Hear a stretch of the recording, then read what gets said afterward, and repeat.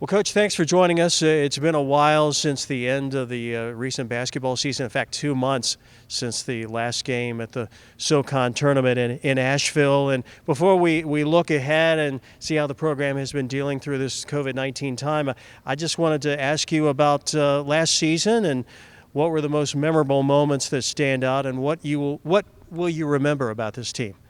Yeah, last year was an interesting year. I thought we made a lot of progress. Certainly not making progress winning enough games, but we were in virtually every game. I think we had like 11 games or so where we lost by 6 points or less. So the good and bad of that, right? The good that we made progress, got better as a team. We're playing our best basketball late. The bad in that one of our big things moving forward will be figuring out how to win those games. But it was a great team to coach. We had a lot of newcomers coming in. Unfortunately, we got hit with a couple transfers out, which we were a little bit concerned about. But I thought our older guys stepped up. A guy, Garrett Gilkison, who was a senior, Tyler Kramer, Will Miller, did a really good job leading the team. Played valuable minutes for us, and then we had a lot of young guys step into valuable roles. So all in all, a pleasurable team to coach. Listened. They picked up what we were trying to do, they being the young guys especially, quite a bit. And it was fun to coach them. I would have liked to have won more games, some of those close ones, but I think we have some really good pieces moving forward. Last year's team finished second in the nation in three-pointers made, almost 11 per game. Did you have any premonition that would play out as the season progressed and what you had? Yeah, it's a great question. We certainly like to shoot threes. I played guard back in the day, and I enjoyed the three ball. It's somewhat of an equalizer in the game of basketball. That is, if you have guys that can make shots and shoot, the three-point line adds a lot to the game. So we certainly value them. We did not set out a goal to be in the top, 10 in the nation, 5 in the nation, or anything like that.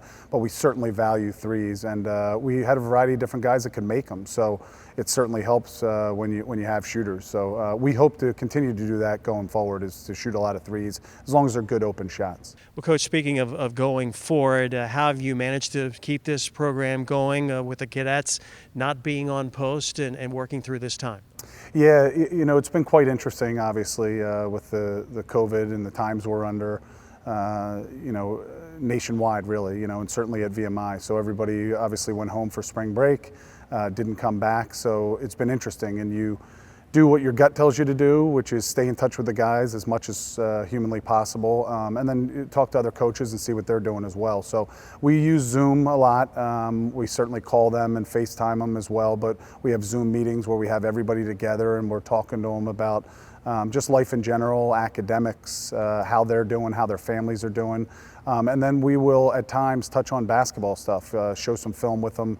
The NCAA has allowed us to do some stuff online that we can go over some X's and O's and different things like that. So the big thing is making sure they're doing okay, their families, and staying on top of things. And then, we also share some different basketball ideas that is working out of what they can be doing just from an organizational standpoint. It has to be voluntary at this point, but we hope that the guys are getting access to a ball and or working out or lifting weights or doing body weight workouts, all those things. So we try to give them a couple different workouts that they can do on their own time.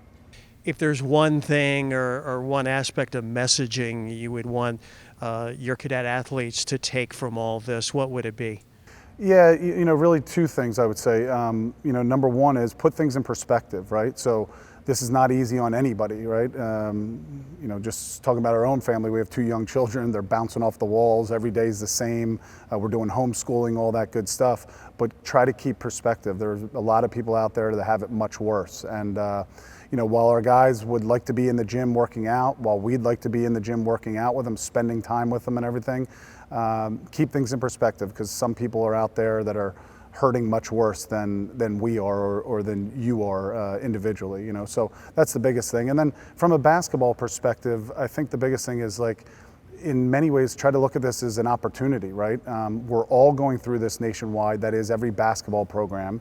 And we're going to find out who's working harder, right? So by an opportunity, it's less than ideal. You don't have gym access sometimes. Sometimes you got to shoot in an outdoor court. Sometimes you got to find a rim or an open field or what have you. But who's going to be out there putting the work in? And we're going to find out when our guys get back on campus.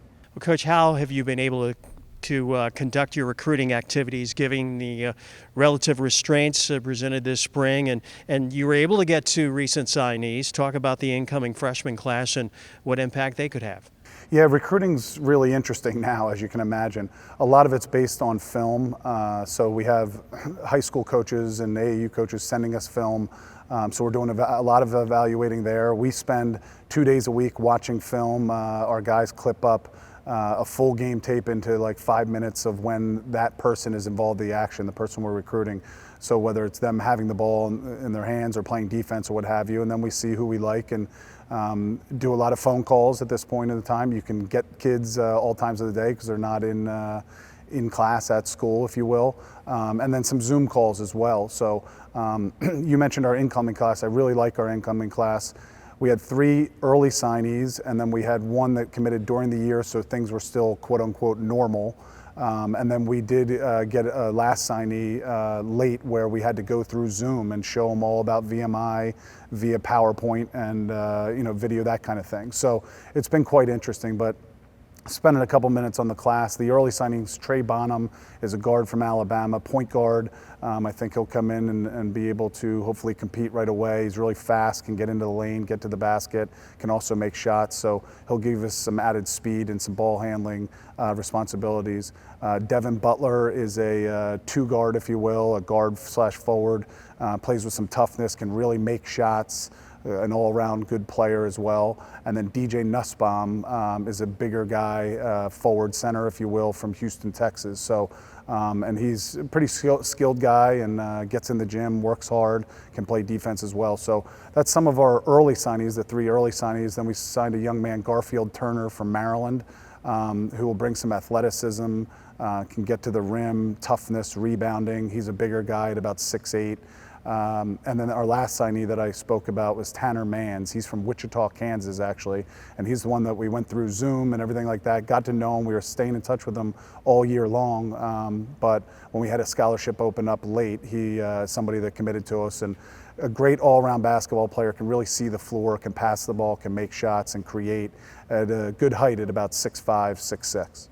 Looking at next year's style of play, do you see the three-point shot playing as big a role? You get a lot of new faces bringing different talents into the mix, and I know you have a system that is predicated on decision-making and versatility. So what about the three-point shot? Do you see next year's style of play changing a bit, and what areas would you like the team to make the most improvement? Yeah, as far as the three-point line, we still want to utilize it to the best of our ability, right? We have some guys that can certainly come in and be shooting threes right from the start, and other guys that when we get him here on campus, we will put a lot of time into them shooting. Some of our bigger guys that can shoot from behind the arc, but it might not be their biggest strength. So we certainly want to play to our strengths. That is, if we have some guys that can score down low or that are more of drivers, getting in the lane, we'll do a little bit more of that. But when in doubt, if you have an open 3, we want to hoist it up there, right? And hopefully it goes in, not just shoot shots, make shots. But that'll be a big part of what we're doing. And then things we want to get better at, I think, 2 big things stand out. One is defensively. We want to continue to improve defensively. If you look at all our numbers, the metrics, there's a website called KenPom and how we're doing on all sides of the ball. Offensively, we made tremendous strides. Defensively, we got better, but we got to continue to communicate, learn defense, even better, play with more toughness, which I think, and rebound the ball at the end of the day. Garrett Gilkison was kind of our anchor in the back of the defense, and he'll be someone that other guys going to have to step up to replace. So defensively is one thing, and then really situational situations and pulling out these end of the game games, if you will. So that comes with experience. It comes with being in situations in practice, but we really have to get better at closing out games. As we talked about, we were in so many close ones. We want to get over the hump in that regard. How difficult has it been to put the finishing touches on the schedule? I know you start way back to put a schedule together, but to try to get it finalized and given everything that's happened, anything you can tell us about next year's schedule, particularly non-conference games? We think we have a really good non-conference schedule, and it has proven to be very difficult this year. A couple things that play into account. Number one, COVID. So People were kind of scheduling as normal in the spring, and then everyone was kind of running around doing different things because they're all trying to figure out what's going on. So, and then the second thing that's proven interesting this year is the calendar is the shortest for non-conference as it's ever been. So our start date, I want to say, is November 10th, which is late compared to other years. So now you're trying to get in all your non-conference games in November and December, and everybody knows you have Christmas break and or finals, different things that play a role. So getting all the games in there with hopefully some days in between for rest and everything has proven to be interesting.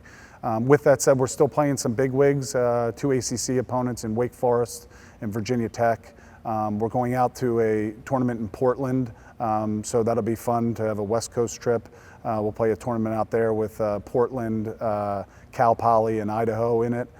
So that'll be nice over the Thanksgiving break. And then we have some Lake teams as well, some Big South opponents, and then we return a game to Marist. So a couple Big South opponents that we're playing.